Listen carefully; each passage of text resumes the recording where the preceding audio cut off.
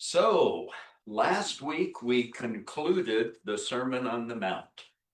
A very important passage, a portion of scripture in the Bible, so much information that is there and is just worth spending time as we look at those three chapters that Christ provided us in his ministry, that long sermon that was right there at the very beginning of his ministry that helps us very much. Now, as we continue into chapter 8, I think we should be able to get down from verse 1 down through verse 22, and going to be dealing with some miracles and see how Christ functioned in his life and how he expected his disciples to function, and more proof of who he was because of these miracles that he performed. So as we get started, the first section we're going to deal with is going to be the healing of the leper in the first 4 verses. So let's go ahead and we'll read those verses and then consider some points that we can get from them. In chapter 8 and verse 1, it says, "When Jesus came down from the mountain, large crowds followed him. And a leper came to him and bowed down before him and said, 'Lord, if you are willing, you can make me clean.' Jesus stretched out his hand and touched him, saying, 'I am willing, be cleansed.'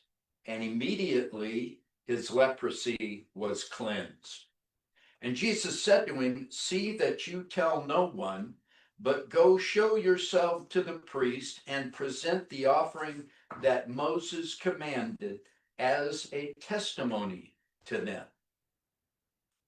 So as we look at this, the very first couple of verses, the first thing we want to notice is that it says, when Jesus came down from the mountain, large crowds followed him. So he's been speaking, he's been doing this sermon on the Mount, and when he comes down, he's got a large crowd of followers. Now, in about 3 chapters, I think it is, he's going to be dealing with the feeding of the 5,000. It's coming up in a few chapters from where we're at. So, and from what we understand there, that was about, I think that states 5,000 men. So thousands of people are following Christ. And part of the reason that they're following him is because of the very thing that's happening in this first part of chapter 8, the miracles that he was performing. That when you think about what that would have been like, especially a situation like this, an individual that has leprosy, and there were times where leprosy could clear up, but normally, if you got leprosy, that was going to be a fatal situation. It would continue on until it finally caused your death, and it would be a very, very painful and unpleasant life as a leper. And so here's a situation where he ends up curing this man, and it's phenomenal. It is incredible. And because it was a clear suspension of the laws of nature, that's what makes it a miracle. And today, we call anything a miracle, and anything and everything people will refer to as a miracle. And that makes it difficult, because when you're trying to convince people of the real purpose of miracles, that just doesn't make sense to them, because it's like, if you don't think miracles are taking place today, then they will many times think you're not a godly person. You don't really believe in God. You don't trust in his power and his ability. And I had one individual that I really had become close to in our classes, and just was really hoping that he would be able to obey the gospel and be a faithful Christian. But he really felt in his heart that I was giving up the best of God, is the way he phrased it, because I didn't think God was performing miracles today. Well, if people could just understand that the Bible is why we formed the conclusion that miracles are not taking place today, that God is the one who explains the purpose of miracles, the primary purpose of miracles. And once that purpose was accomplished, they were not necessary.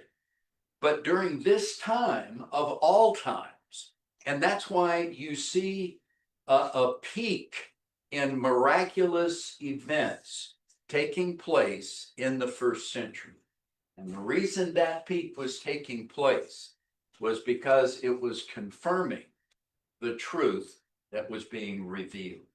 So thousands of people are coming to Jesus, and they are coming for two reasons, two primary reasons. First of all, the message he's preaching, and secondly, the miracles that he's performing. Now, some people would reverse that. They were coming for the miracles, and they weren't necessarily committed to doing what the miracles confirmed. And he rebuked some of the folks. After the feeding of the 5,000, he let it be known, if you're coming just for the food, you're coming for the wrong reason. You need to recognize that the primary purpose of these miracles is to confirm the word that I'm speaking, and then obey the word. But when they just wanted the healings or the food or whatever convenience or benefit the miracles could provide, they had the wrong idea. And as is the case, too many times people are coming for ulterior purposes and not what the Lord had in mind. But in the beginning of his ministry, he is healing this individual.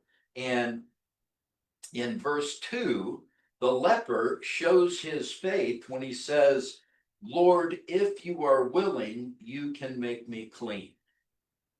Now, notice what he didn't say, or how does this show his faith? And how could he have stated this statement in another way that would show a lack of positive conviction in the Lord's ability? Others have said if you can.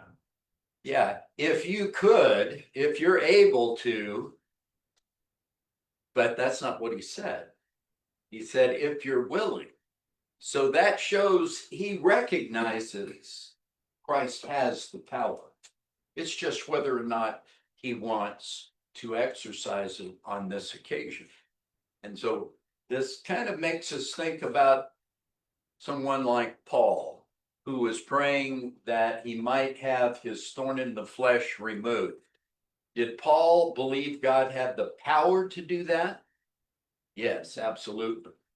But he didn't know whether it was his will. And so he was praying, and his hope was that it was his will. But when he found out it wasn't, then he was willing to accept that, and not only accept it and not accept it in a begrudging way. Well, okay, you don't want to heal me, I'll get by. But instead, he recognized there was a benefit to the Lord telling him, in this situation, I'm not going to heal him. And so he capitalized on that, and he lived out what he actually taught in passages like Romans and verse chapter 8 and verse 28, where he talks about God will help bring about good for Christians no matter what we're going through. Any kind of challenge we have, if we will look for the benefit that comes from that, we can find a benefit that God is providing. And that's exactly what Paul did when the answer to his prayer, Lord, if you're willing, please heal me. He didn't use those exact words, but we know that was his intent. That was what he understood, that our prayers need to be in harmony with the will of God. And in that particular situation, it was God's will for him to not be healed, but to benefit from having that particular physical malady. So Christ tells him that he is willing, and he heals him, and he heals him instantly. And here's another example of the power of Christ. It's not a matter of, it's going to take me hours to do this, or I've got to get everything set up just the right way. It was just a matter of touching him, and immediately he was healed. And so then that brings up another point. When in verse 3, Jesus stretched out his hand and touched him, saying, I am willing, be cleansed, and immediately his leprosy was cleansed. Under the old law, if you touched a leper, what did that make you? First of all, what was the leper considered in Old Testament terminology? Unclean. Unclean. And if you touched a leper, what did that make you? Unclean. And so there were things you were supposed to do according to the law. Now, Christ doesn't talk about any of those things. There's no indication that he immediately did something to deal with being in an unclean state. And let's just remind ourselves, based on what we've already seen in the first 7 chapters, is Christ abiding under the law of Moses? He is. So whatever he does in this situation, it's in harmony with the law of Moses, because he talked about, I did not come to destroy the law, but I came to fulfill it. And so that's the foundation that we want to reason from. Whatever Christ did, he is not violating the law, and he is not nullifying the law.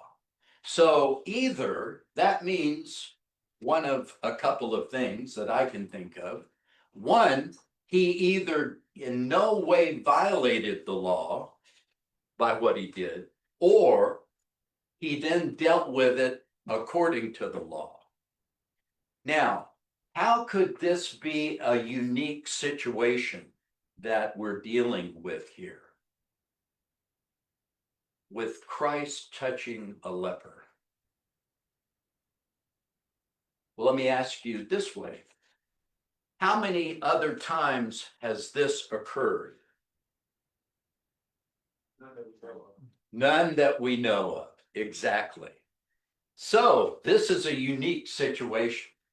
And because of that, my opinion is that that relates to whether or not he's going to be clean or unclean.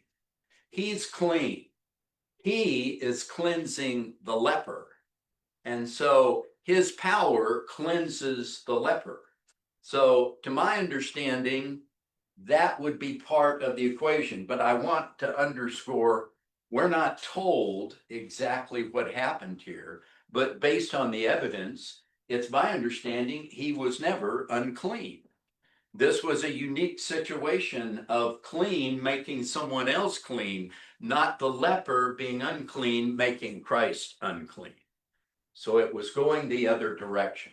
And it's all because this is miraculous. This is not the natural or normal case. If it was a normal case, someone just touched the leper, then they needed to follow the normal, natural instructions they had been given. Does that make sense? And the only other solution would be that afterwards he did what he needed to do. But since he gives instruction to the leper of what he needed to do according to the law, it to me makes it more likely that he doesn't need to do anything according to the law, or you would think he would say something like, now here's what you need to do according to the law, and here's what I'm going to do according to the law. But that's one of those things you can wrestle with and consider as we see what Christ was doing. But whatever happened, he didn't break the law of Moses. He did not sin. He didn't invalidate the law. He didn't break the law. But he tells him to go and show himself to the priest and make an offering as Moses commanded. So over and over, he is endorsing Moses and the law. He is practicing the law because it is God's law. And this is going to be proof to the leadership when they see him. And on top of this, he is making his offering that, something out of the ordinary has happened here. And it'll be an example for people to believe. Okay, any comment or question there? Rob? I mean, to me, that's kind of the marvel of the situation, that man touches unclean, he becomes unclean. Deity touches the unclean becomes clean. Yep. And that, I'm glad you emphasized that, because what happens when we as unclean sinners come in contact with the blood of Christ? The unclean becomes clean. And so Christ doesn't become unclean and have to deal with sin. He's dealt with it, and his blood cleanses us. So good point to emphasize. All right, let's look then at the next section, which is going to be verses 5 through 13, a longer section, but dealing with another miracle. And it's going to be an entirely different situation. And that is important to take note of. The miracles of Christ represented all kinds of circumstances, dealt with all kinds of problems, and Christ was always able to heal anyone who came to him. And that is not the case for people who claim today to have miraculous power. They try and explain it away, but the proof is they're not able to do the things they're claiming they can do, or they can't display the kind of power that they are claiming to have. So let's look in verse 5. It says, and when Jesus entered Capernaum, a centurion came to him, imploring him and saying, Lord, my servant is lying paralyzed at home, fearfully tormented. And Jesus said to him, I will come and heal him. But the centurion said, Lord, I am not worthy for you to come under my roof, but just say the word, and my servant will be healed. Let's stop there. We'll take this a bit at a time. So as we are looking at this one, the healing of the centurion servant.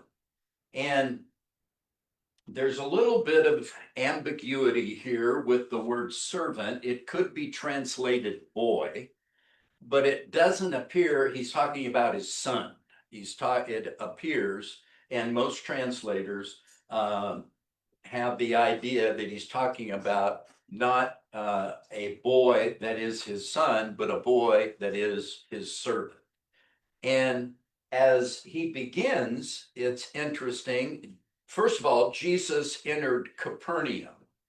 Now, from past studies, where would you identify Capernaum as being? What is a location that makes it easy to remember in general? It's in Galilee, and it's on the Lake of Galilee. It's on the Sea of Galilee. It's also at times referred to a lake in other terms, but the Sea of Galilee, and it's in the northwest section of Galilee, of the Sea of Galilee, up in the northwest area along the coast. And it's the largest city there in Galilee. It's a major city. And so Christ is going to use this as his home port, so to speak. Kind of, he'll be going in and out of Galilee, going to a lot of different places. And Paul did something similar in his efforts when he began his journeys. What city do you recall him starting his journeys in? Antioch of Syria, a major city. And of course, one of the reasons he started there is the church was told by the Holy Spirit to send Paul and Barnabas out on the mission of spreading the gospel. So this was a large congregation in Antioch and had a lot of both Jews and Gentiles. And the Lord was using that city, a city and a powerful church because of its size and its abilities to help Paul and his companions, sending them out from that city. Christ goes to a major city where he can work from and have a lot of exposure and be able to work with a lot of people. So he enters Capernaum, and then it says the centurion came to Christ. He comes up to Christ. He approaches Christ. And then it says imploring him. Now, when you hear the word imploring, what does that paint in your mind? If you're imploring, if he was imploring Christ, what was he doing? Yeah, it's translated beseeching, and the idea is like begging. It's asking, but it's more than just asking. It's a very intense, purposeful asking. Pleading would be another idea that a word you could translate the idea. But then the next verse, he just makes a statement. So I think this shows us it's not necessarily recording every word that was spoken by both of them, but the heart of the matter. And that's why you can read accounts in different gospels and you'll pick up some different points, because they're not trying to give you a literal word for word of everything that was spoken on both sides or anybody in the audience or present at a particular event, but giving us what we need to know, giving us the facts and giving it from the perspective of the one that was writing, in this case, Matthew. So he is beseeching him. He is pleading with him. And in this particular case, as we're looking at it, it says that he was, the word that's used there, in fact, there it is, imploring. Talked about so many words, I forgot what we started with. So he was imploring him, and here's what he says in verse 6. Lord, my servant is lying paralyzed at home, fearfully tormented. So he's not just in a coma, but other translations say he's down. You know, we talk about being down with the flu or down with something. And in that context, we're really in a bad way, and we're not able to be up around doing things we normally do. It's not like I've got a little bit of a headache, but I'm going ahead with my day and filling all my responsibilities. No, when we're down with something, we can't function normally. And it's not just, I can't get up and do my things. He is fearfully tormented. So this is a serious, serious, painful, debilitating situation. And I just want to emphasize that because it's not a matter of waking somebody up from a coma, but it's curing him of something that is extremely, extremely painful and debilitating for this young man, for this servant of the centurion. And so that's why he's approaching Christ on behalf of his centurion or his servant. And so as we look at it then, Christ says he will heal him. I will come and heal him. But now, go ahead. I'm sorry, go ahead, you wanna finish that? What you were saying? Yeah, verses 8 and 9. No, I was going back to 7. Okay, go ahead. And part of 6, I find it interesting that the centurion was asking Christ to heal or to help. And then Christ asked, and according to the NIV, asked a question, shall I come and heal thee? I did not. A lot of times I'll look at different translations, but I didn't on this occasion. So I didn't remember the NIV made it a question. Yeah. That's interesting. Yeah, And that is some leeway that translators have because in the Greek, you don't have punctuation. You don't have periods, you don't have commas, you don't have question marks. So evidently those translators felt like, he was asking a question. and then answer the question, what's the question? And whereas the New American Standard and other translators make it a statement. So either way, we're going to come up with his response, which it could have been a question, it could have been a statement. The response, though, is very clear the way he deals with it. So in verse 8, but the centurion said, Lord, I am not worthy for you to come under my roof, but just say the word, and my servant will be healed. For I'm a man under authority. I also am a man under authority with soldiers under me. And I say to this one, go, and he goes, and to another, come, and he comes, and to my slave, do this, and he does it. So the centurion comes from a background that fully understands authority. He's in the Roman army. And being in the Roman army, you'd better follow orders. It was a situation where they were well known for their order and their discipline, and therefore for their effectiveness as a fighting unit. And that authority being adhered to was a key part of that.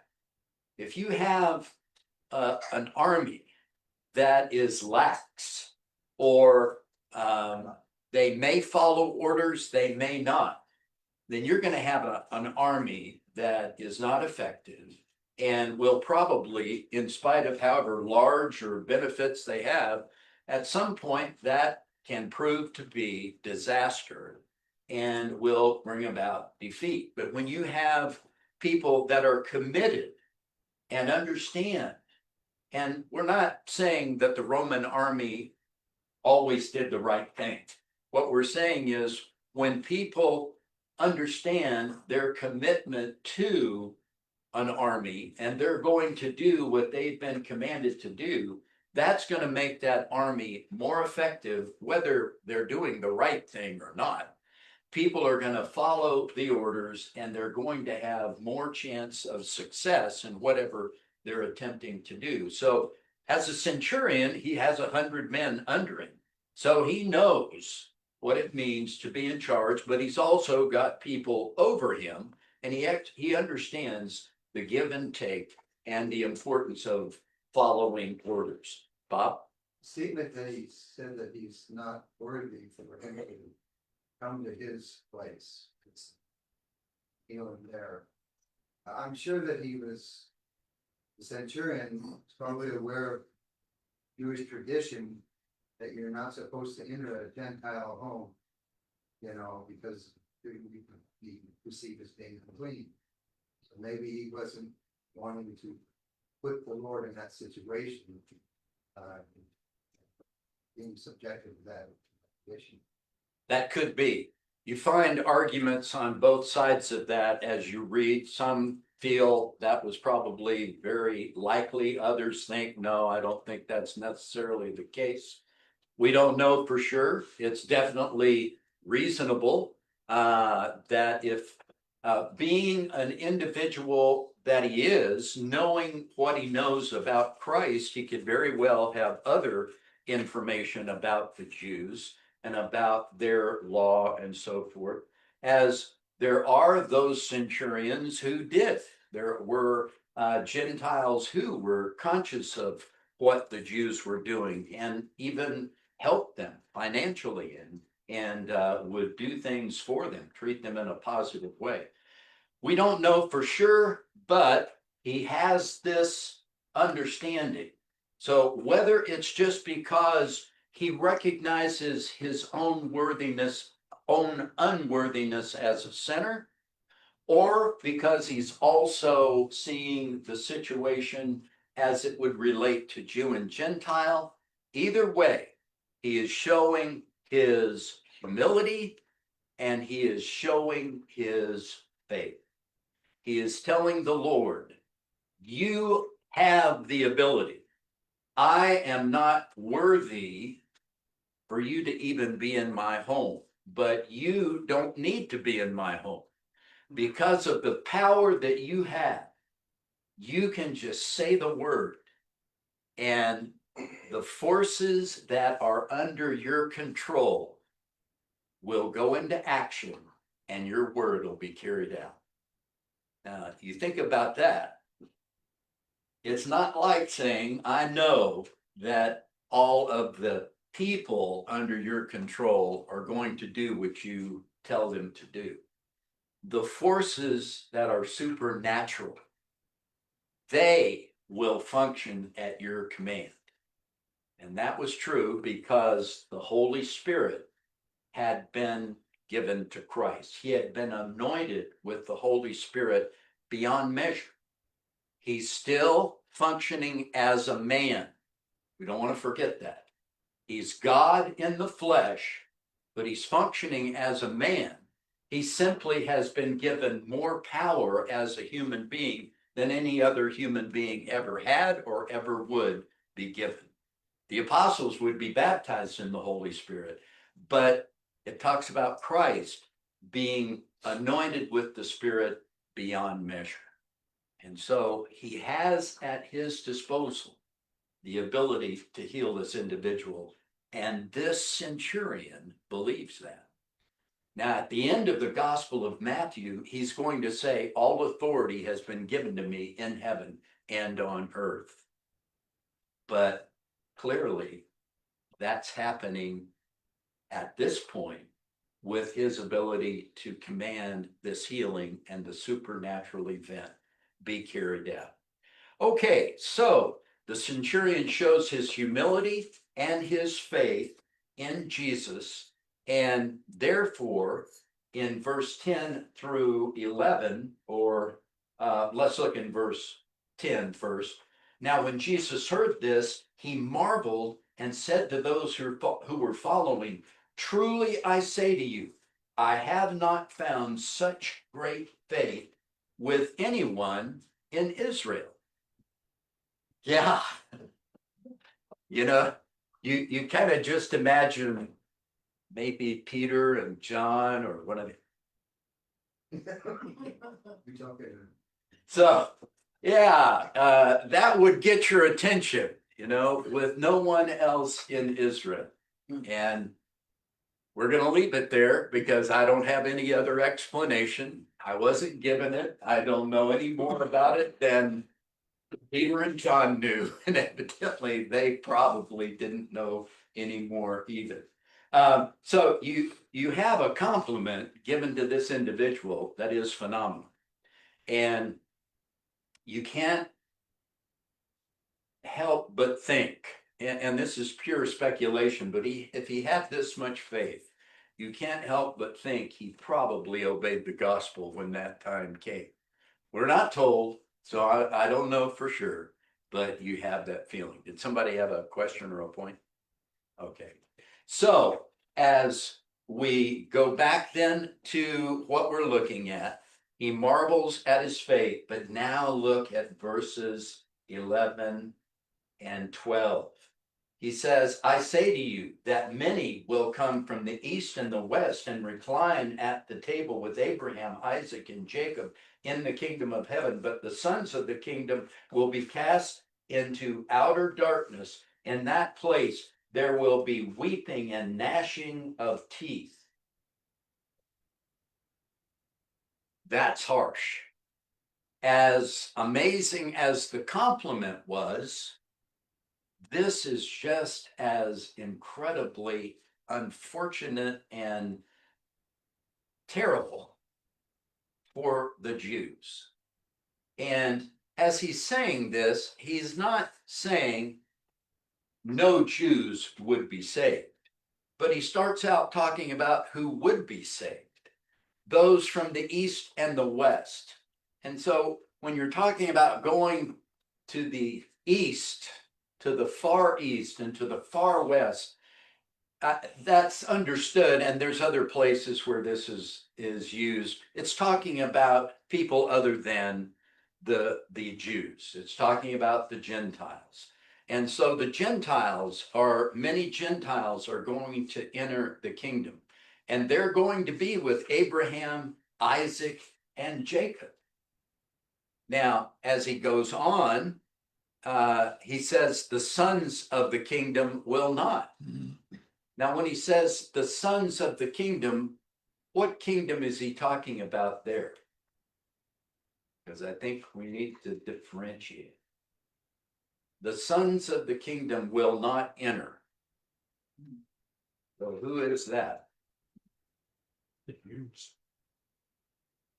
The Jews. That's right. I'm sorry. In my mind, I heard Gentiles. Bear with me. I'm a work in progress here. Okay. The Gentiles were already addressed.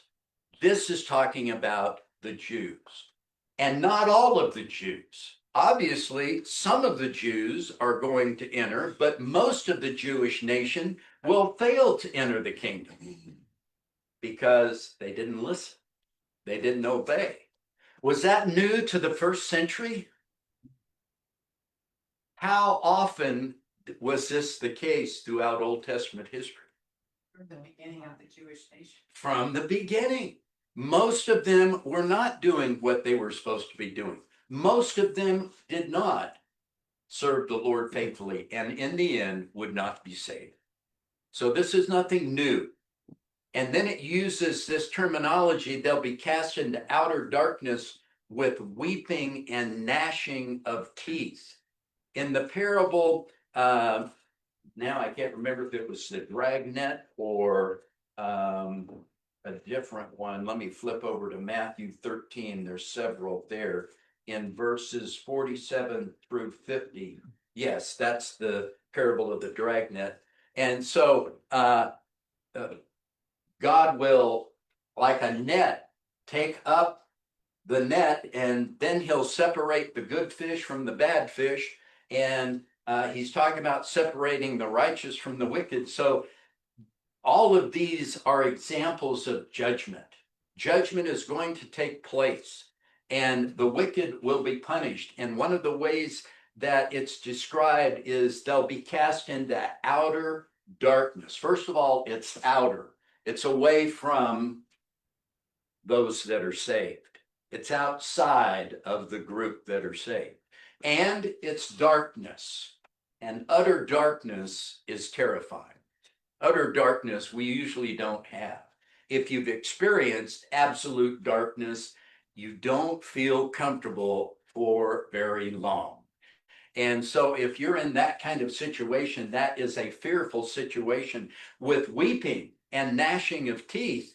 That's how it's described here in verse 12. You look in Matthew 13, and it's very similar, except cast into a fire where there is weeping and gnashing of teeth. So the idea is, as we talked about earlier, hell is describing eternal punishment from several different perspectives, none of which you want to experience. So it's trying to paint the absolute worst picture that we can get in our minds to get us to avoid ending up in that set of circumstances. So verse 13, Jesus goes ahead and he heals the servant. And he says, go, it shall be done for you as you believed. And the servant was healed at that very moment, that hour, or at that time. And so he accomplishes exactly what he needed to do. And I had down, I've meant to change this. I had 1 through 22. I knew I didn't think I was going to get that far. But we can do. Well, you know what? We're almost at a stopping point anyway. So we're going to stop there. And we'll pick up with verse 14 next week and finish the chapter and be looking at more miracles. And in the middle of the miracles, just to give you a little bit of a preview, he's going to be dealing with Peter's mother-in-law. Okay. What's that? Oh, I thought somebody said so. He's going to be dealing with Peter's mother-in-law and heal her. And then he is going to be talking about what it means to be a totally committed servant, a disciple that is willing to make whatever sacrifice necessary and will put God in absolute first place in his life. So kind of in the middle of talking about miracles, we're going to see that. And then after that, we're going to have the miracle of calming the sea, which is an incredible event. And then it'll close with the miracles of casting out demons and also healing all kinds of people. We're going to come back to emphasizing this. Today, when people claim that they can perform miracles, it's a very selective situation. And it's not anything that is done off the cuff. It has to be in a designed and prescribed environment where Christ, whether he was in a synagogue, whether he was walking down the street, up on the mountaintop, out on the sea, he performed miracles. He did not have to have a particular setting whereby those miracles could be accomplished. And the miracles proved he was telling the truth. Today, many people will try and prove they can perform miracles by turning to a passage, reading the passage and saying, that applies to me. That proves I have miraculous power. That's exactly opposite of what happened in the New Testament. Christ would preach. He would then perform miracles and confirm what I just said was true. Those miracles help you know it. But that's not what people do today. Okay, any comment or question before we stop? Thanks for your attention. We'll pick up with verse 14 next.